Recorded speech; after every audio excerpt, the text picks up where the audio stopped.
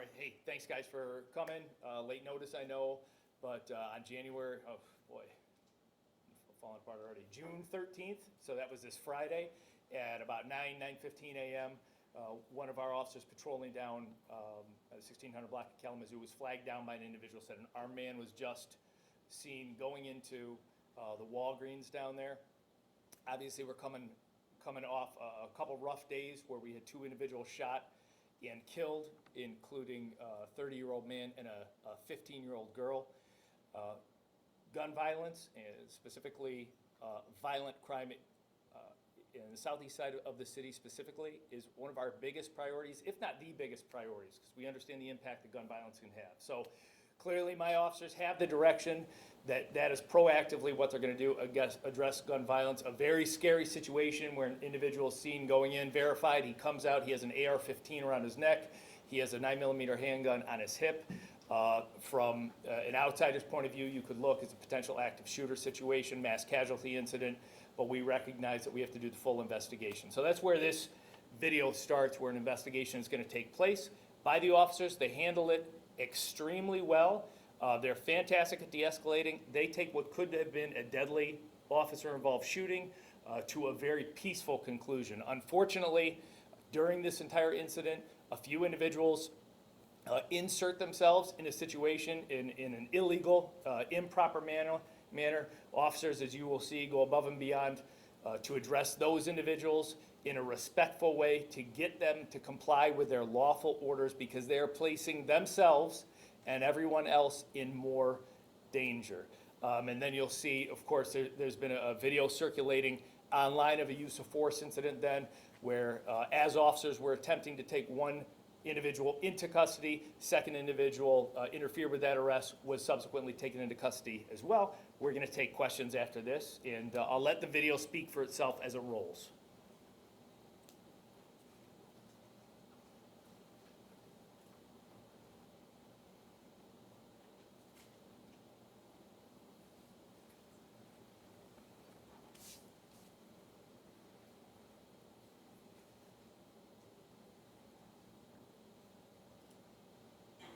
Go over that way.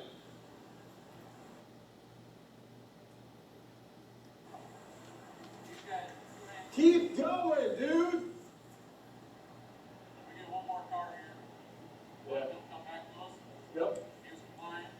Nothing area. Yep.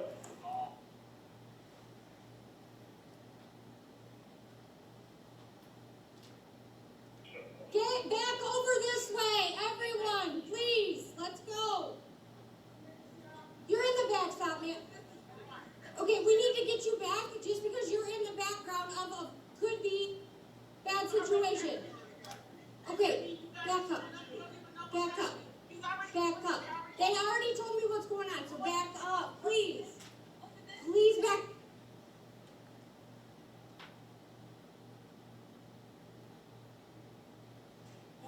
Keep going. Go now. It's your last chance. You're going to jail. Back up now. Go around the other side of the Walgreens.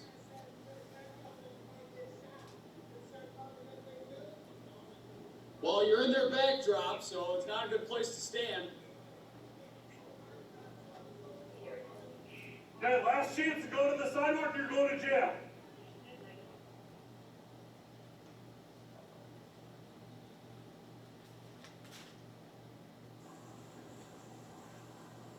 Going down the hill, stop right there. I'm having you come to your right, okay? Come to me. Keep coming this way. Come this way. Come this way. Come this way. Come this way. Come this way. Come this way. Stop right there. Okay? Right here on my hip, and then you can take this off my neck. All right. I'm going to take this off of you. Yep. It's one in the head. That's on you, Sergeant. And you can just take this off my neck. It's strapped on. Yep, that's on me. Man.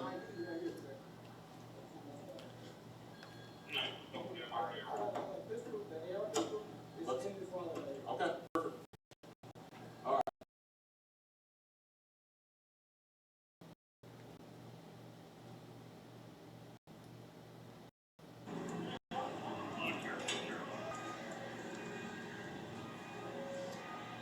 Sir, you're under arrest. Put your hands on top of your head. Listen, I put my life on the line for that kid.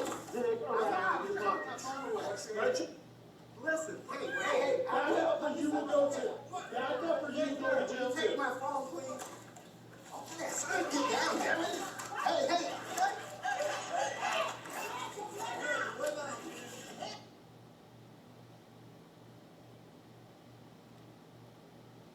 Back up now or you go to jail.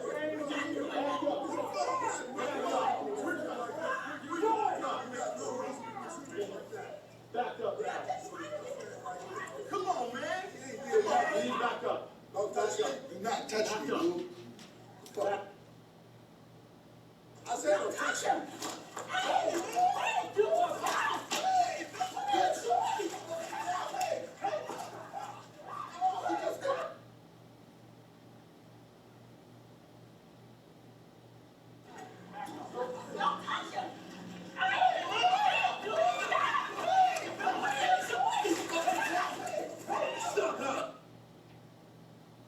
All right, so a little more context to that. What you may not have noticed is there was a group of construction workers in the same area. These individuals who immediately complied with the officer's lawful instruction to get out of the way. What we had here was a potentially deadly situation where my officers were putting their lives on the line to address a community concern. And unfortunately, 3 adult individuals did not act in a way that these young people, one of whom was armed with 2 firearms, complied. The officers were fantastic in their de-escalation techniques and talking it back, so no force was used on that. They had complete cooperation. That ended. Again, it's been brought to my attention, some people were saying, commenting about videotaping. We are so used to being videotaped. As long as you are at a safe distance from officers, of course, you're lawfully allowed to videotape. It's part of your First Amendment rights. That is clearly not the case here, where that individual was standing directly behind, in the line of fire of an individual armed with not 1, but 2 deadly weapons. And with that, if you guys have any questions, I'd be happy to answer them at this time. Chief, what a lot of this seems to boil down to is an interpretation of what happened. The people last week were saying the officer touched this guy first, and that was the act of aggression. How do you counteract the messaging and the interpretation and perspective that's already been out there for a few days? Yeah, I think it's a big misunderstanding, this idea that so long as I say I don't consent to the touch of a law enforcement officer, that there's some legal right there. If I am in the wrong, if I'm physically in some place where I can't be, we have the lawful right, indeed, we have the duty to take appropriate action to remedy that situation. In this case, should that officer have pushed even harder? Probably so, because part of our use of force de-escalation policy is you're supposed to use the amount of force that you use is going to be reasonably effective. So at this point in time, this bandit stood there. I think I counted 9 times he was lawfully told back up. As you can see, that officer standing, about here, and the incident where this person is resisting arrest and fighting with these two officers taking place right back here. So we already have a dangerous situation here. Add to the fact that we now have a person which, but what you may not have noticed in this video is getting pre-assault indicators. And what I mean by that, you can see him puffing up his chest. You can see one hand is bald, and you can see when he says, "Don't touch me, I won't back up," when he's acting with his actions. Every little bit of that is illegal. And people need to recognize that officers have the lawful right to put their hands on you. When that officer put just his fingertips on that person, let him know this is a very serious situation. This is not a request. You will back up for the 9th time. And he hit that officer like that. Now he became an active aggressor. Obviously, that takes it to a higher level. What is going to be reasonably believed to be effective to address the situation at this time? That's why it escalated to a point where eventually that individual was tasered. So officers did a fantastic job. I think you can say it was a misunderstanding. I know the individuals involved, the 3 individuals that were on this tape. As I said in the past, I think they're good people. They may have thought that they were doing the right thing at the time, but in the context, you got to understand. Listen to the way, especially the female officer, talked to these individuals over and over. She's pleading with them, please get out of the way, please. And why is she saying that? Because they put themselves in a situation where they are in danger. They're also endangering everybody else involved. If their participation made that if their participation, like with their friend here, where you see that they're sort of all interacting with each other and all believing like, hey, we don't have to follow the law. We don't have to obey these commands of these officers. Can you imagine if that young person who had that AR-15 rifle was motivated by the resistance that these adults in the community. And as I often say, what we need to drive crime down in this community is our adults taking interest in young people, doing the right thing by young people, mentoring young people. So we have adults that are standing right behind these young people, openly ignoring lawful instructions from the police. One of those individuals is armed with not one, but 2 deadly weapons at AR-15. Those rounds can go for literally over a mile and still be deadly. If that individual was inspired by the lack of lawful behavior by these individuals, we could have been having a totally different and tragic conversation today. So, as I said, I think these 3 individuals, I think they're good people. I think they just made a very bad decision that day. Just to clarify, the gentleman with the rifle and the handgun, he was released, right? That's right, and I'll clarify that. So what we have here, as most of you probably know, Michigan is an open carry state, so that if you are lawfully in possession of a firearm, such as a handgun, such as an AR-15, are you allowed to open carry in public? Yes. Of course, that doesn't count for private property. I know Walgreens' corporate policy is they do not allow open carry, so that certainly adds to the reasonable suspicion of the citizens in the community that waved down that officer and said, there's a man in there, he just walked in there with a handgun. That obviously, knowing that he's not a law enforcement officer, dressed the way he was, that he didn't show any indicia of any sort of lawful authority, that's a concern. If we didn't take action in that scenario and that individual took some sort of illegal steps, we would be crucified. We would be totally in the wrong. We have a duty to take actions. Those officers who de-escalated and got that individual to comply fully did a phenomenal job. He did a great job as a lawful carrier. I think, you know, if any criticism, he just needs to brush up on where he's allowed to carry. But under the totality of circumstances and what was going on, those 3 young people who were very cooperative, they were released, no charges whatsoever. Chief, can you tell us what is your message for the community members that come up on the scene, they want to help or they want to observe and make sure things are appropriate? What should community members do in that I'll tell you, situation? easiest message you can say, said it time and time again, comply now, complain later. Every single, and this is probably social media video number 15 that I've been asked to respond to. This is the first time I've done a press conference just because it got so much attention. Every single one, the first question I ask when somebody brings it to my attention, okay, did the individuals comply with the lawful instructions of the officers? Well, no, but he shouldn't have punched him. He shouldn't have done this. He shouldn't have done that. Comply now, complain later. As you could see from the video, every single one of my officers who responds to 911 calls, they are armed with a body-worn camera. We have in-car camera in every one of those cars, so there is other angles. There is so much accountability. I am more than happy to review a use of force, to examine it and say, absolutely, we need better training. We need to discipline this officer. Maybe this officer isn't suitable for police work. We hold our officers to the highest standards, certainly in the state of Michigan, possibly across the country. We really do, and it is frustrating for me that some people in the city of Grand Rapids don't realize how high standards they're held to. So understand our accountability system, second to none. The message would be comply with those lawful instructions if you think that they were unlawful, if you think they were improper, rude, etc. And we just watched quite a bit of instructions, maybe stern. Certainly no one was rude in this, but if you believe that those instructions were improper, bring it to my attention and we will absolutely address it. But do not, especially when you don't have the whole context of what's going on, do not attempt to interfere at the scene. That's my message. Thanks for the question. Speaking of complaints, I believe that one of the gentlemen filed a complaint against the department earlier today. Do you have a response on that? No, I mean, you could see obviously from my first opinion, have I watched every single body-worn camera? No, I'd have to read his complaint to see what it is the complaint is. But a lot of what I saw and what was, I tell you, of all the incidents that happened, I'll share another frustration that I had, okay? I just talked about the 2 people that we had murdered, 30-year-old, we had a 15-year-old girl killed, shot in the head and killed. And 0 community members reached out to me about that 15-year-old girl that was killed. They never asked about the firefighters, the police officers, the EMS that were at the scene that worked so hard to try and save her life. They never asked about the efforts that the department's taking so that we could stop the violence. We had 2 15-year-old kills last year. 0. I don't know, I might have had 50 people reach out to me on this video. Extremely frustrating.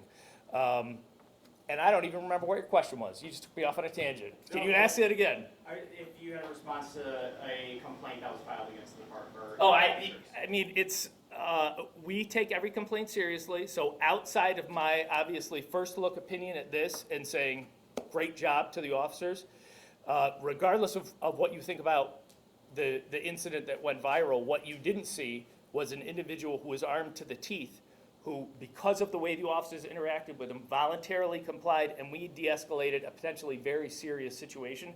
They did that textbook. Departments across, I mean, think of the case of Tamir Rice in Cleveland in 2014. There are departments that still do that. Tamir was a young boy playing with what ended up being a toy gun in a park. Those officers rushed right up to him, engaged him in gunfire. It was a one-way engagement because it wasn't a real gun, and they killed him, a 12-year-old boy. And what we learn, hopefully from other departments in the past, is how to do things better. And so this is the way that a truly professional, exceptional organization does it. We set up a perimeter for safety, and we address this in a way utilizing de-escalation, utilizing our voice as our strongest tool. But it was very unfortunate that 3 or 4 adults inserted themselves in this situation to bring the safety so far down. So as far as the complaint goes, I have a separate team. I have 3 supervisors in investigations who will look in internal investigations who will look at every single body-worn camera. They will interview these individuals. If there's something we can do better, every incident is an opportunity to grow and do better, whether good or bad. So it certainly will. I'm not pushing aside. I'd have to see their complaint. Chief, it seems like the video that's getting so much attention, the armed individual was already in custody. He was complying. It was a peaceful situation so far. What is the training for, because that was kind of contained and over with, what's the harm in just letting these guys go after Well, they I'll tell you defy now, the orders? harm in that, let's see, what's the best way to put this? What you tolerate, you condone.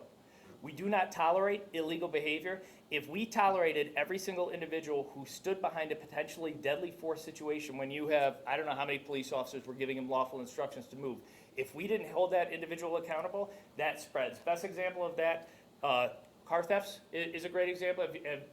As we've seen across the country, for somebody like me who's been in policing now for 25 years and has seen it change.